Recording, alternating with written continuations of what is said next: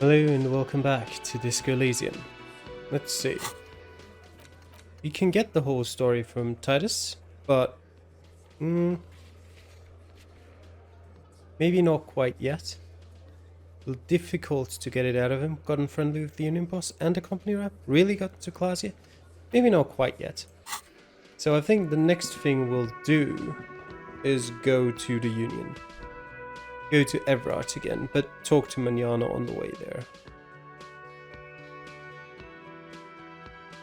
We could also talk to the guy who's protesting in front of the wall, but I think I'd rather not. Joyce told us not to talk to him. So I will do what Joyce says. Regarding that, at least. We haven't talked to you in ages. Do you have anything new? Looking for something? The lorry driver recognizes you. You could push him by asking him to show you the soles of his boots. He definitely looks like someone capable of a lynching. I mean, that's quite far in the past, but you know what? A random passersby, let me see your soles. Been admiring the stompers, huh? Sure thing. Check them out. He lifts his left foot, then the right. Let's look at them. On the bottom of the man's boots, you see an intricate tangle of treads with no immediately discernible pattern. What's up with your soles? It's Revachol. But why? For when the invasion comes, the last thing they'll see before the lights go out is illustrious Revachol.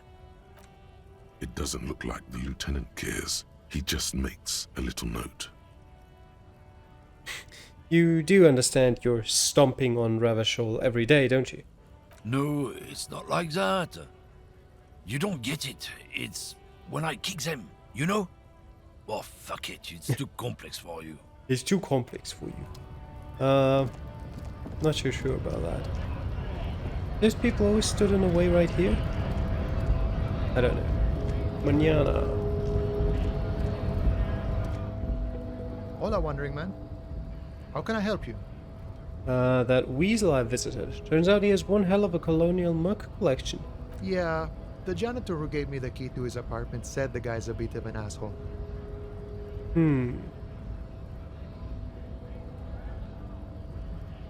All I'm saying is he had a lot of mugs. Like I said before, I don't know much about this weasel, but the bossman said he's a real piece of work. Thanks for helping out, friend. Kuno told me you were supposed to know about the armor. The little boy had it good on his promise. His promise? To get me into trouble. To sick the pigs on me. Pardon the choice of words. Not mine. What happened? I was asked to look into that armor situation. Official Union probe, you know. Track it down, see who took it. And who took it? Did you? At first I thought, why not? Maybe the pieces can feed the strike. Buy us a few more days under the sun, you know? So I went to this boy. He said he'll make me his prison bitch. He's got eyes everywhere, and the cop's in his pocket, and he's the king of Jamrock. Sounds like Kuno.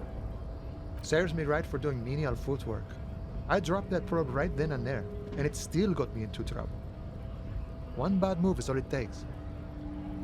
Probe into the armor. What did you learn? I learned that people don't want to talk to a drunk Union man about some armor. What else? Not much. Technical stuff mostly. That was the interesting part. What sort of technical stuff? I did some research into this armadura. Let's say I have friends at the library. I didn't get into the material science, just how it comes off. How does it come off? In parts. 4 in total. The helmet was the first to go. The kid says he tore it off and kicked it into the sea. I believe him. The boots were still on the guy last I saw. Too hard to remove.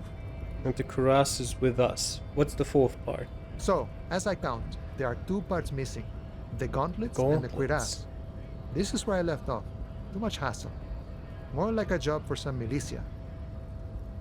Yeah, 4 pieces, helmet, cuirass, gauntlets, boots. What about leggings? Oh, they're just gone. They don't exist anymore, if they ever did at all.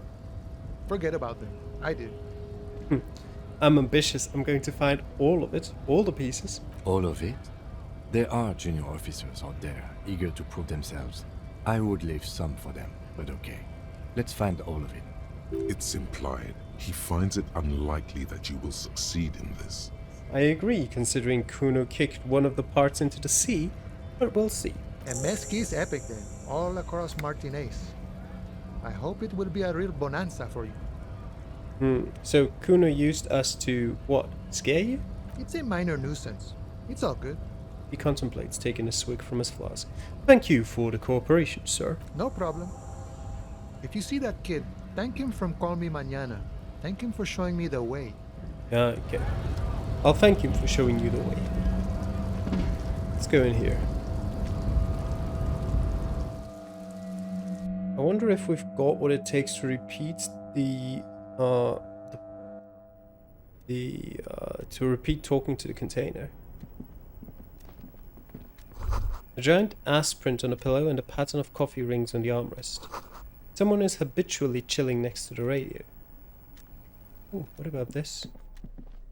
On second glance, someone has forgotten to properly close one of the drawers. Ooh. It's unfortunate for the Union to just leave their paperwork lying around How like this. unfortunate. Let's see what's inside, he thinks. Open it. The drawer opens smoothly.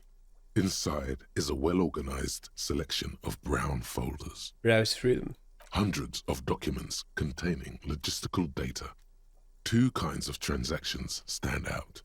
Materials coming into Revachol from the outside world, from Muindi, Grad, and even Ilmara. And the same materials being handed over to companies inside Revachol. Kuron, Coal City, La Delta, and Jamrock are listed among the many districts where the imports are being sold. Anything interesting? It's hard to make sense of this thicket of company names, dates, quantities, and percentages. You try to focus, but the lines are getting blurry. Force yourself to go through the folders. Look how blurry damn all it. the lines Double on these one. papers are. How unwieldy your own willpower is to yourself. You're like an absurdist Samaran monk, focusing through not focusing. Hermeneutics was almost within your grasp, but now only vague letters float before your eyes. Less meaningful, but aesthetically more pleasing. Could I actually focus through not focusing? You are a police officer, not a spiritual healer. You can focus the normal way by turning your attention to something and not letting go. Well, we'll leave it as it is then. The drawer slides shut smoothly. Alright, that is unfortunate because we're not far away from a level up actually.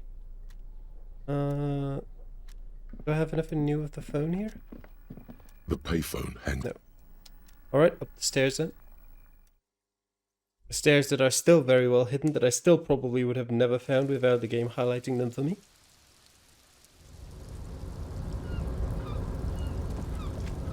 Alright, let's see what's over there. I could try and visit Gary maybe. Because I saw his like green dot This there. is the Okay.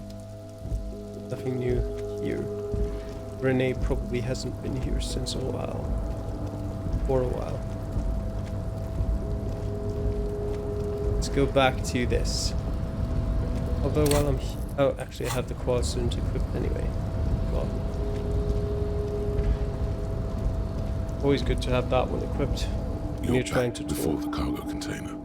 Its drawer has not lessened since you were last here. If anything, it seems to have grown slightly. Actually, do I have anything to help me rhetorically? Probably, because none of this helps. It's a -1. Brilliant.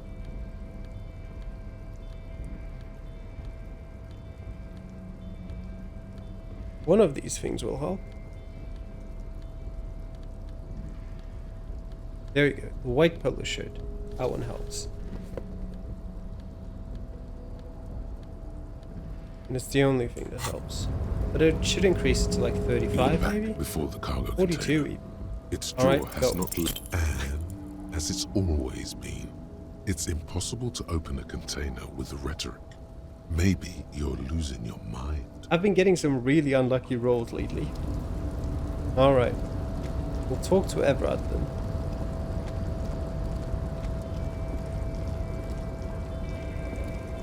Although, Leo, do you have anything new to say to me? Oh, hey, mister. I knew you'd be back to talk with old Leo here. Yes, I did. It's like Lady Larice said when she opened a bathhouse in the basement of my apartment building. They can only get so far before they're aching to get back. And lots of folk really did keep coming back. Leo, Leo. In the future, can we keep this greeting shorter? Sure, mister, absolutely. I'm always willing to help out nice fellows such as yourself. He smiles his disarming smile and looks you deep in the eye. But I don't have anything to talk to you about. Oh, hey, mister. Okay. Off we go to Everard. Or is it his twin brother this time? We will find out shortly. Probably not. This is not a fishing rod, is it? Not that I could tell. Are you referring to this? Because it does look like a fishing rod to me. Actually, no, it doesn't. This part looks like a fishing rod. This doesn't. Anyway, Everard. Mr. Dubois, a pleasure as always. You don't have to sit down this time, since you've already sat on that chair. Thanks. I opened the door you asked me. Can we discuss the murder now? I'm very glad to hear that, Harry.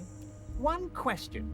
You didn't actually happen to stumble in and see what's inside the apartment, did you?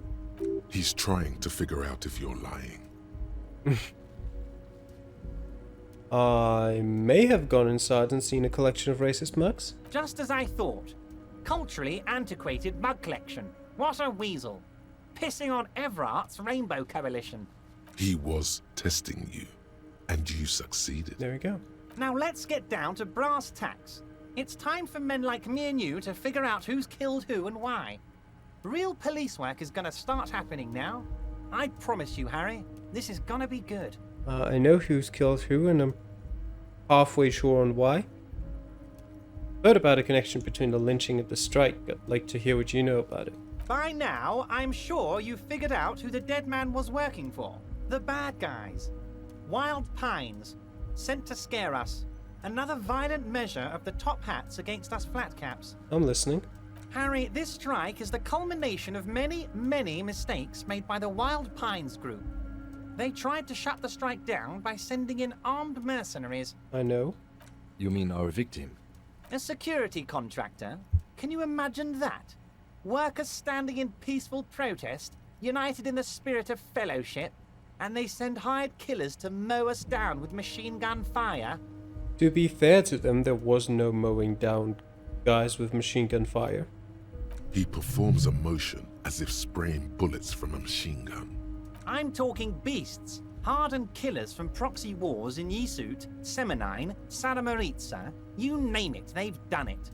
Raping, killing, burning villages, killing little children for the Senorita Pineapple Company, Harry. I'm not so sure about that last one. Everything they did there, they brought over here. They want to turn Revachol into a third world slum. Honestly, the only thing they didn't do is kill the village elephant. You have a village elephant? No, Harry, the elephant is metaphorical and so is the village, but the mercs and their brutality are very real. I see. Go on. Now, I haven't personally witnessed the brutalities out there. I have the luxury of staying in my container, you see. If I need to go somewhere, they just move my container. He laughs. Wait, they moved the container? Yes, I'm an old man, Harry. My legs aren't what they used to be. They lift my office with that big crane. It's actually very fun. You should try it. It does sound very fun. I'm just worried about all the little pieces of stationery in here that would probably be flying around the office when the container gets moved with the crane. But enough about me and my fun container. The killers the company hired, I think there were 3 of them, all hardened commando types. One of them got downright suicidal, getting drunk, violent, a little rapey. Even their own negotiator couldn't control him. That's your boy, the one who likes hanging out and trees. By negotiator, you mean Joyce? Harry, what you need to realize is, we dock workers are not pushovers. We got grit, Harry. This whole neighborhood does. Push us hard enough and we push back. And when we do, we push to kill. So he put them up to it. He put the Hardy Boys up to killing the guy and, well, lynching him basically. And then I don't know if there's a few scenarios I can imagine. Either Everett, made up the rape accusations from the mercenary to onto Clausia, and told the Hardy Boys that's why it happened. Or he just gave them no reason at all and told them, "Oh, figure it out."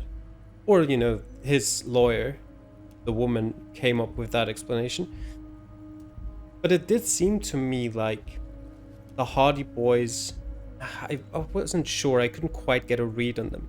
I'm not sure if they really believed that he raped Clausia, or if they, you know, knew it was kind of a lie. Because he did seem pretty, well, slightly confused, pretty annoyed about Clausia denying the allegations. Wait, the whole neighborhood was in on it? Potentially, Harry, potentially. We got arm wrestling champions, rowing club people, ex-coal miners, tough guys, all ready to spring into action for their home base. Who exactly did the pushing? There's a militant wing inside the Union.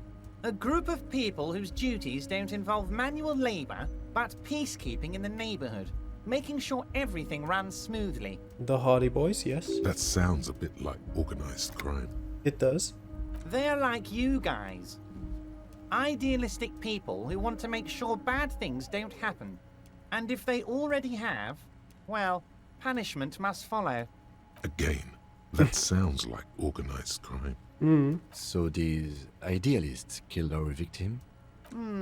One day Titus Hardy, leader of this peacekeeping faction, comes up to me and says, "Boss, socialist democratic fervor drove us to take it upon ourselves to kill this beast that was burdening the land." So he didn't put them up to it. They did it on their own and then just came to him to sort of wiggle their way out of, you know, getting put in jail for it. He probably worded it differently, but that was the idea. Sure sounded to me like they killed him. I gave them 2 weeks paid leave and told them to lay low to avoid retaliation. Aren't you worried we might arrest them for this? Oh, I'm not at all worried about that. These are not the kind of men who get arrested. They're Martinez boys, tough and gritty. I'd like to see the man who takes them in. Besides, I sent my lawyer girl to look after them. He places a lot of faith in that lawyer girl. Perhaps this is a tactical error. Anyway, How do you know the mercenaries were hired by the shipping company? How do I know? Let me tell you about these people. That's their MO. It's what they do. Last winter, some poor workers in Terminal E went on a little strike. The company sent in Sediment, a security contractor. The strike was over the workers' right to wear protective footwear, Harry. These guys turn up and start beating people. Tell you what, Harry, I wouldn't be surprised if we got the same mercenary company after a little rebranding. And I'm sure as hell not surprised to see an army of scabs under my gates. So you believe the scabs were organized by the security contractor? You said it. Hell, one of those guys looks big enough to take down that proverbial elephant. Boys like that don't just happen to show up during strikes. I mean, it was fairly obvious anyway, but this guy is pretty smart. I mean, he's not in his position for no reason. The name of the company is Krenel this time. It might have been Sediment before. Of course. You're always one step ahead of me, Harry. I'm no genius. I'm in this position because people like me. No one likes you. The remaining mercenaries are organizing a tribunal to take on the Hardys. Tribunal? That sounds serious, Harry. We Union men should be shitting ourselves. I wish you hadn't told me that. I'm gonna lose sleep over this. Let's change the subject. he's clearly happy about the tribunal. You don't seem too worried about it. Oh, Harry, what do I really think about the tribunal? You're trying to climb to second base with old Everett before you've even courted him properly. I have no intention of courting you. Not properly and not unproperly either. He wants you to do more things for him before. You mentioned a lawyer girl? Oh, Liz is a bright one. I paid for that law degree myself, thinking it'll probably turn her all fancy. But hell, Harry, she came back a firebrand socialist. Sometimes she scares me with her zeal. Tell me about Titus Hardy and his crew. Oh, they are simply fine young men, all 7 of them. Exemplary Union members. always working to advance their position in the local socialist democratic movement. Core members. Old Theo used to run them, but things really kicked into gear when Titus took the reins and named the group after himself. Gotta love his initiative. Interesting. Who's second in command? They're almost all of them great guys, born leaders. Whatever happened, I'm sure they only had the best interests of Martinez and Revachol in mind. Work with them. Hell, interview them. But don't fight them. They really are just like you. Men who like beer, women, and some order on the streets. That's him allowing the police to ask his men questions. He's betting on them being useless to you. Everard, I met these Hardys. Can you ask them to cooperate with me? But of course, it's the least I can do for my good friend Harry. I'll do it right after we've concluded this talk. You can now go and tell Titus about this. See what he has to say. Well, I might just do that. Also, Harry, here's 5 real. Sure. The lieutenant watches you pocket the banknote. He looks a little puzzled. From my point of view, I'm just taking money from them. I'm not doing him any favors because of it. And I'm not doing this because I'm getting money out of it. He just handed me 5 real for nothing. Good That's boy. how I see A it. real team player. Now, do you have any more questions? Good talk. Was it a good talk? I'm not sure we made much headway here. I was hoping we'd bust the case wide open. Heck, I even wanted to tell you what I really want to achieve with the strike. I don't know what happened, Harry. I wanted you to feel like Mr. Martinez. And of course, I also wanted you to find your gun. But it's like I can't completely trust you. Yet. Yet? Yes, Harry. It's like I can't fully trust you if you're not a man of the left. I want to, but I just can't. A man of the left. So you have to be a social democrat. He's been hurt too much in the past by men who aren't social democrats.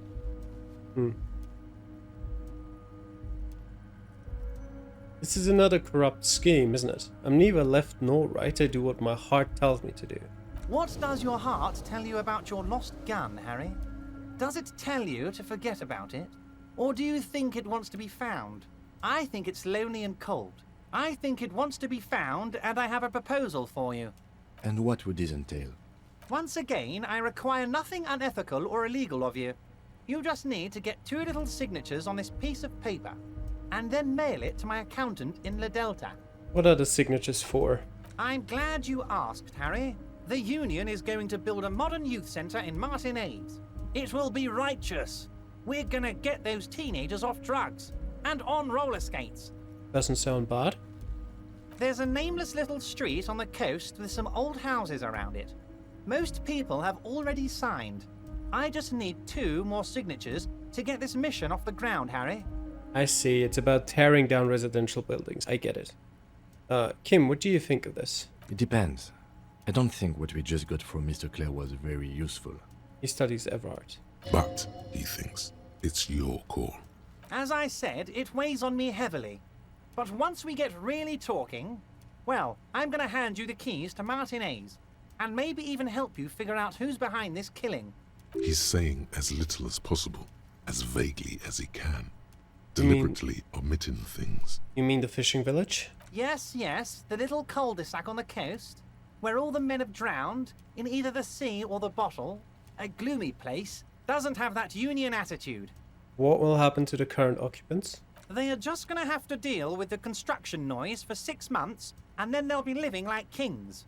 Right next to a fancy new youth centre, designed by the best architects from Stella Marie. Is he absolutely sure the tenants won't be thrown out in the street? Are you 100% sure no one's going to end up homeless? Am I?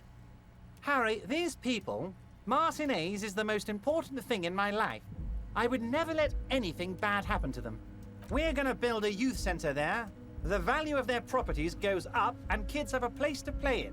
I'm looking out for these people, not pulling the rug from under them, Harry. I'm looking out for all of Martinez, not just the harbour. Fine. If I happen to be there, I can ask them. You bring joy to my heart, Harry. Such a pleasure to be working with you. Here, He hands you an open white envelope. you need to get signatures from Isabel Sadie and Lillian Carter. The cul-de-sac is right past the pawn shop and across the canal. I heard there was some trouble with the water lock, but it should be fixed now. Once you have the signatures, mail this to 13022 La Rocca in La Delta. Then we can talk about your gun. He runs his fingers through his hair. Oh yeah, I've already done that, you know? No, obviously not. That's not gonna make much sense. Go over a few details concerning the murder? Most certainly. No, By all okay. means, Harry. See you soon, Debardeur. Just kidding. But not too much. Alright. Can I actually read this envelope? Because I want to.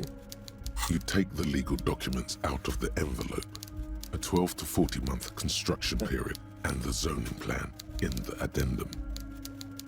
What about those 6 months you mentioned? Try to find a loophole in the deal. Huh. With our logic, easy. There is no loophole. The simple truth is the current residents are going to lose their street access, and for the next 12 to 40 months, their lives will be dominated by constant construction noise right next door. Wait, what are the ramifications of this? Once the construction starts, it'll probably take a few months, a year maybe, for even the most stubborn occupants to get tired of living like this. After that, they'll sell their property for cheap and move out. Look, Kim, these people are going to have to move away. Can we do something about it? I should have seen it. The lieutenant frowns as he reads over the document again. Evrard probably has eyes on us, but we could try to get other people to sign this instead of those listed. Or you could forge their signatures yourself.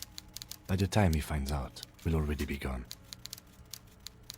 Alright, we'll do that, but we'll not do that here, in front of him. I love the idea of just pulling out the documents and being like, yep.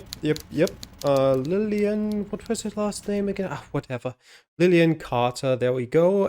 The other one, Isabel Cooper. There you go, Everett, I'm done. Here you go. Actually, I wasn't supposed to give it to him. Here, I've mailed it, I'm done.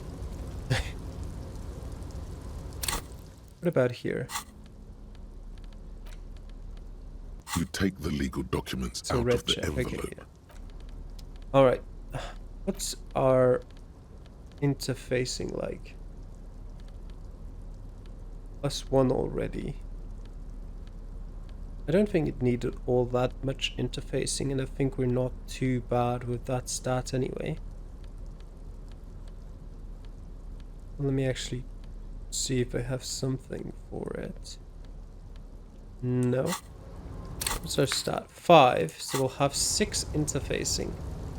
Okay, I think the chances aren't too bad. Actually, yeah, I've put that already. So, we're putting the point in rhetoric, aren't we? Let's try this again. That's more important. Oops. Down here. Not down here? Where is the container? Over there? I guess? And down here? I'm lost. Help, please.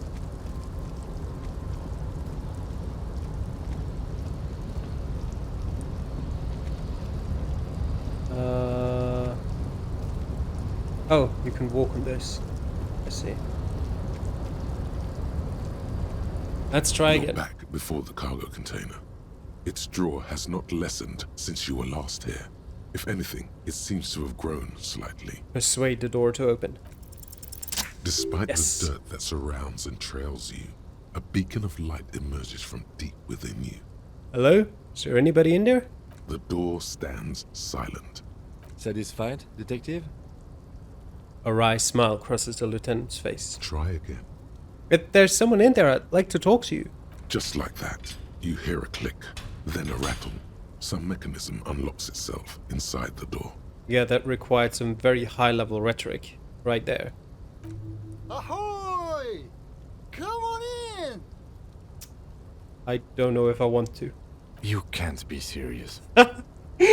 That's brilliant. Pissing off Kim is one of my favorite pastimes.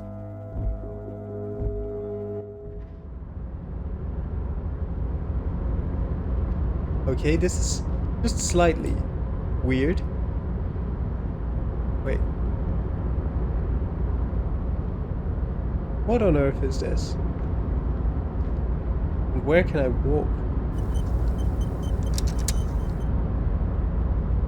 I can't walk anywhere. Wait.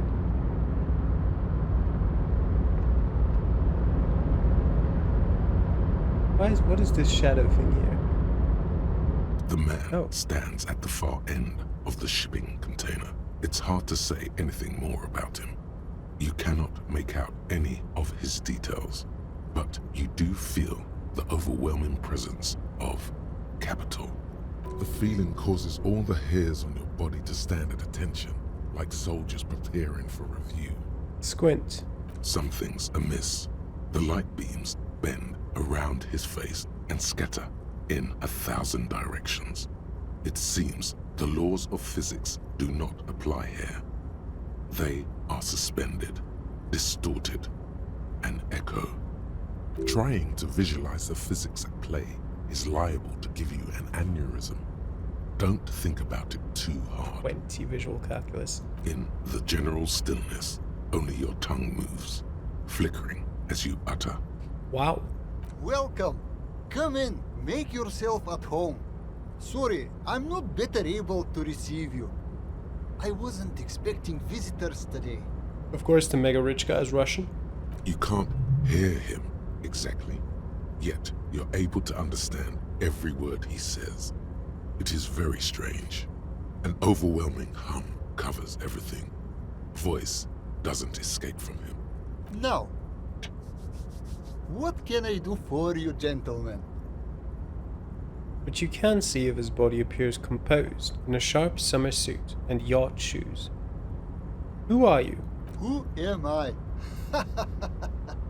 Oh, I haven't been asked that question for such a long time. I don't meet a lot of people outside my circle these days. It's a weird accent though. Like, some of it sounds distinctively Russian, but some of it just has that weird, almost sort of Indian mix into it. So maybe it's not actually a Russian accent, but something like between Russia and India? Mongolian? Kazakh? Kyrgyz? Something like that? Anyhow, my name is Rustam Diodore, investor, license holder, and extremely high net worth individual. And you are? Mr. Diodore, I am Lieutenant Kim Kitsuragi of the RCM, and this is my partner. The name is also distinctively not Russian. But then again, I don't know what it would be. It reminds me a bit like Diodorus, obviously sounds a bit French. So Madagascar? Réunion? Something like that? I have no idea how someone from Madagascar sounds like though, to be honest. Harrier Dubois. Pleasure to meet you, Harrier Dubois. I must admit, the name suits you very well. How did you become so rich? Oh lord, not this again. What's the matter, Kim? Oh, nothing. It's just that we've got this murder to solve, and yet you go around asking everyone about money. And every time I ask, are you sure this is related to the case, you say, sure, Kim, I think it is. I don't know what you're talking about. And yet, it never seems to get us any closer to solving the case. What are you talking about? It gets me loads of experience. It's quite alright. I'm used to the question by now. To be blunt, I inherited my fortune from my grandmother, who herself was an extremely high net worth individual back in Grad. That almost explains something. All I did was take her fortune and invest it prudently. Believe it or not, it takes more than a bit of skill not to blow a vast fortune on sailing boats, bad choices, and unsupervised state policy. Actually, at the level this guy is, it takes several generations to do that. But, alright. What's it like being an extremely high net worth individual? I gotta tell you, at first, being rich is a lot of work. You've got to work hard because everything's so darn expensive. You know, prices increase exponentially at this income level. But then, once you've reached my position, it's nearly impossible for me not to make money. My assets are so diversified that I'm bound to come out ahead no matter what. Some of my lower net worth friends say to me, but doesn't that take all the fun out of it? And I tell them, not really. Not really.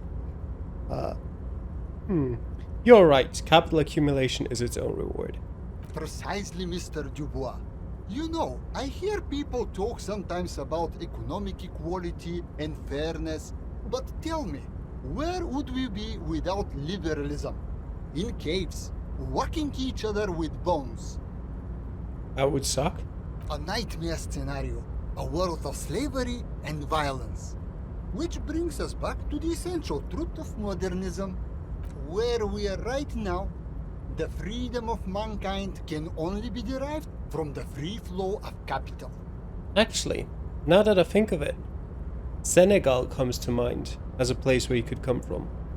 I was just thinking the French accent, and the thing that I previously thought might be Indian, I actually realize now it might be African as well.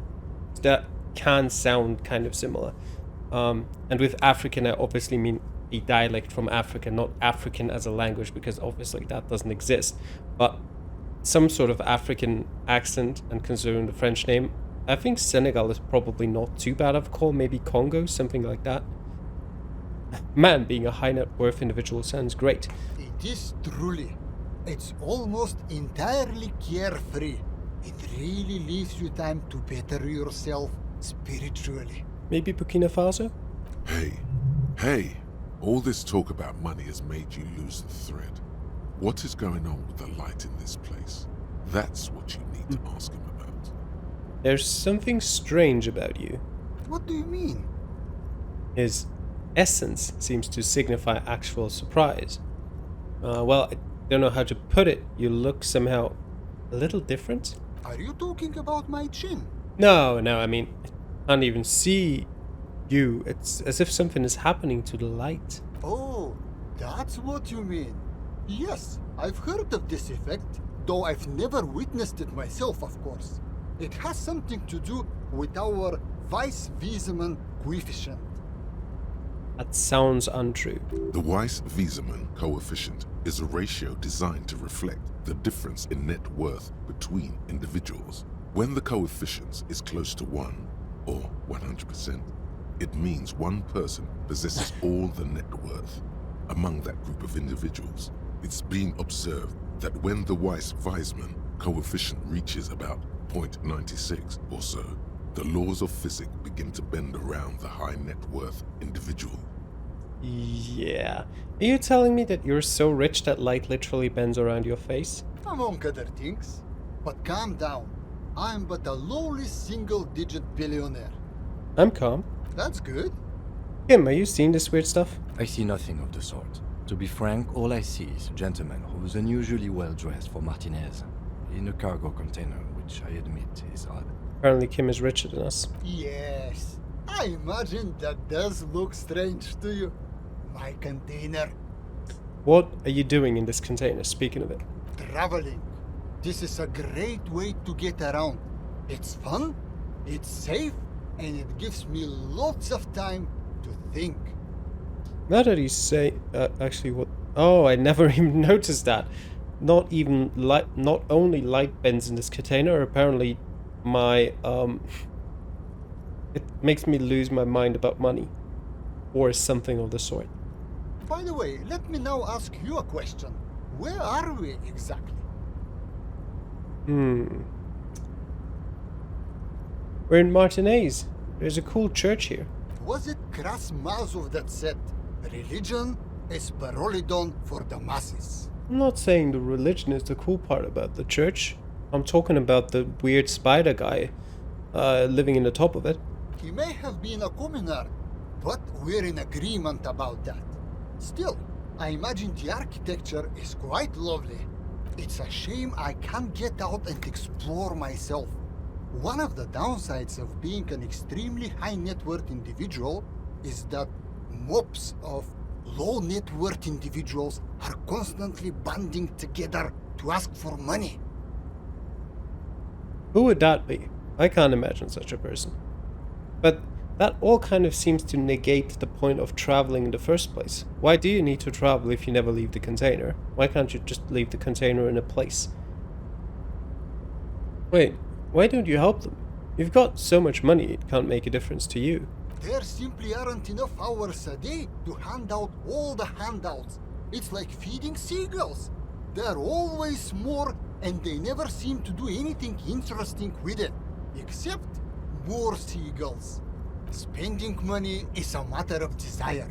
I'm sure you agree. I don't have the desire for spending it like that. So you travel from place to place via shipping container. Smart, no? It also provides a means to hide from all the targeted advertising we extremely high net worth individuals are constantly subjected to. Luxury yachts, high fidelity portable radio systems, fail-proof outerwear, and so on. It just gets a bit middle class after a while. A bit bourgeois. What is pale-proof outerwear?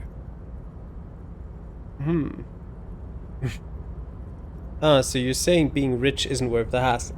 What? No, I didn't say that at all. Being rich is great. Just don't tell anyone I told you that. The bending light appears to wink. You're a rich investor, right? Can I have some money? Never mind the conversation we just had, ignore that. Could you please stop asking everyone for money? It does not reflect well on the RCM, and to be perfectly frank, we can't afford to look worse than we already do. But Kim, I also can't afford to look any better than I do now. That's why I need the money. It's perfectly alright. Based on your appearance, I can tell I'm dealing with a smart man. Yes. As you may know, us high net worth individuals do not have a lot of cash on hand. Investments and liquidity are enemies of one another. I think I only have coins for coffee machines. I'll take those. Here is 3 real. Or, How much can you get for this? thank you for your kindness. You're welcome. You know, His eyes narrow. The light seems to bend more aggressively. maybe you can make that money grow. Come up with an investment plan. How's that sound? Yes, maybe, but later. Should get back to our investigation. Thanks for your time. We'll come back to the sound investment plan. Thanks for stopping by. If you ever have an idea you want to pitch me, I'm all ears. Yes, of course. What's our conceptualization? It's only 6. Do we have any clothing? That helps. I suppose that does. Anything else for conceptualization?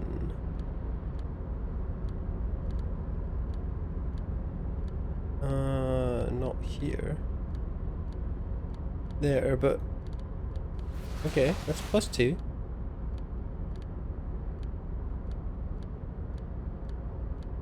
It's not bad. What percentage would that give us? Welcome back, gentlemen. 58. What can I do for you? We'll talk about this another time. We'll come back. I know where my next points are going. All into conceptualization.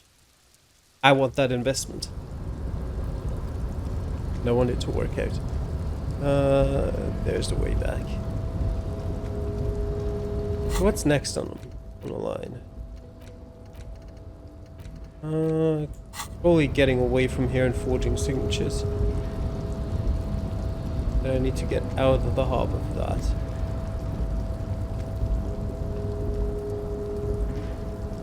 Finding your way back from Everard's office out of the harbor is quite the task. And we'll talk to... well, we might not talk to, but we'll go and visit Gary.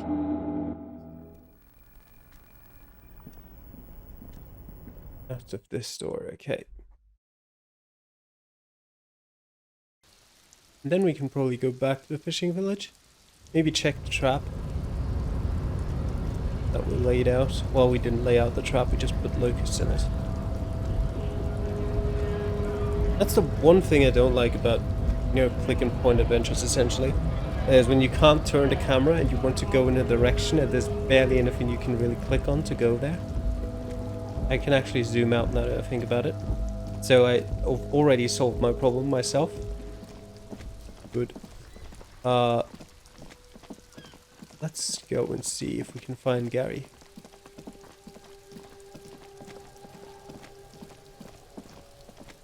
Oh, he's all the way back there, I forgot. Well, was there anything we needed to do in the whirling? Don't think so. We can walk around here. Is the woman back who's been looking for her husband? No, she's not. Oh. I wonder where she is. Maybe she's in the store. I doubt it, but can't hurt to check, right? Maybe Plaisance has something new to tell us? She's not here. Plaisance has nothing new. Annette? What about you? Hi, Ace Detective. Nope. Nothing interesting.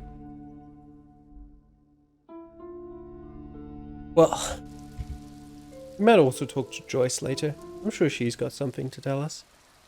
We haven't talked to her in like a couple of hours. She's bound to have come up with something new, right? The first stop is Gary.